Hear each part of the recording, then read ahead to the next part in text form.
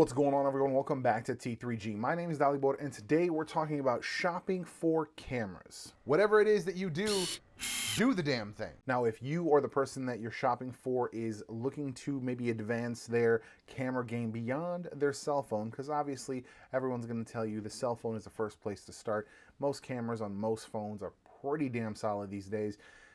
You're looking to upgrade. You're looking for the next thing beyond that.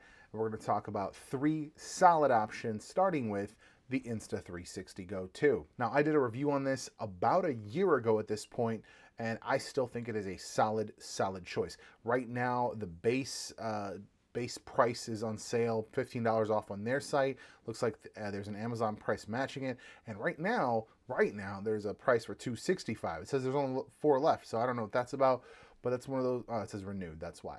I feel a type of way about buying renewed stuff. You may feel a different type of way. But regardless, $15 off for the base kit, and that's with the battery charger, with the neck lanyard, and the stick-on, which is like heavily underrated. I use that in my car all the time. And of course, the camera. This is gonna be for somebody who wants to really just start with some short clips, try some different things.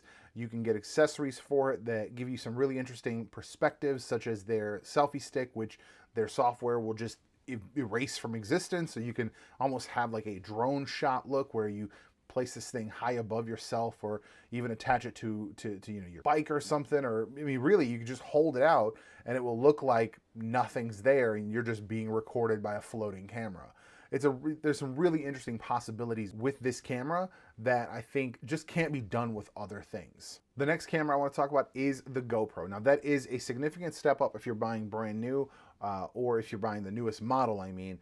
But if you go back 1, even 2, even 3 generations, honestly, I think from what I saw based on other people's experiences, the 8 is where I think it got really solid. I think the 7 kind of like was there, but the 8 was where it was really getting solid. And right now, I'm looking on Amazon, you can pick up a GoPro Hero 9 Black for $299. So that's only $15 more than the Insta360. You eliminate a lot of the limitations as far as time. Now, if you do go with the highest fidelity, biggest, most badass settings, even the GoPros do have a overheating situation on the highest possible settings.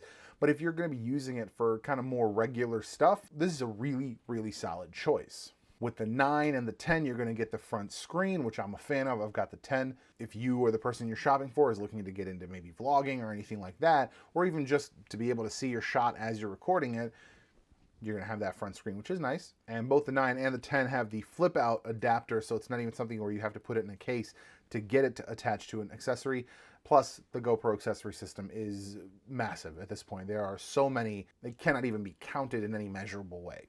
So from $299 all the way up to $500 if you want to go with the brand new one, the 11.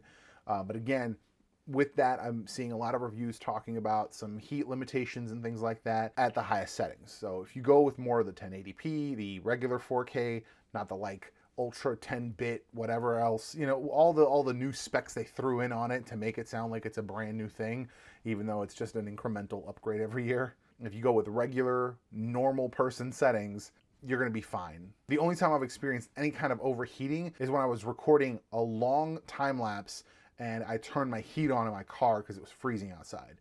So that's when it overheated, because I was running heat and it was recording, I think, for 30 or 40 minutes at least straight on 4K. So it can happen, but it's like, who's going to record 40 minutes straight with the heat blasting in the car? You know what I mean? It's not as big a problem as it is on the 360 Go. And the third and final camera on this list is gonna be, I feel like if you've done any research on this, you probably guessed that it's the M50 Mark II. I would say shop for the older one, and you might be able to get a deal, maybe a used or renewed one. But honestly, the Mark II is $699. It is the price that the Mark I was, where when it came out, like, it's the same price. It wasn't a massive increase. You get a couple little things that are improved, but you get fantastic quality. You get an external mic input. It does have replaceable lenses, so you could actually change and get a whole different experience with different lenses. So it's something where, if you're buying for yourself, if you're buying for someone else, you can get the base now with the kit lens. And the kit lens, honestly, very solid. But then you could next year, or for your birthday, or for whatever, get yourself or get them a different lens. Maybe something with a shallower depth of field, maybe something with a long zoom. There are options, and then if you get into adapters, the whole world opens up in lenses. Right now, the base model is running about $699. Looks like you can pick up a kit, depending on which one you pick up. The Mark II kit, you can get them from like $780 to $800. The $800 kit, honestly, looks pretty solid. It's about $100 off right now, and it is the microphone. You get the camera, of course. You get a little tripod. It looks like a pretty solid tripod. It's actually one that I've been meaning to look into, so might be something you see here on the channel. But as far as starter kits go, this looks pretty good for an extra $100. I can't vouch for the quality of that microphone, but honestly, the built-in mic on the M50 is solid, so really anything in addendum to that is going to just improve the experience. And real quick, as a bonus recommendation, memory. We always need memory. As people who use cameras, any kind of camera that requires external memory, you're gonna at some point need more.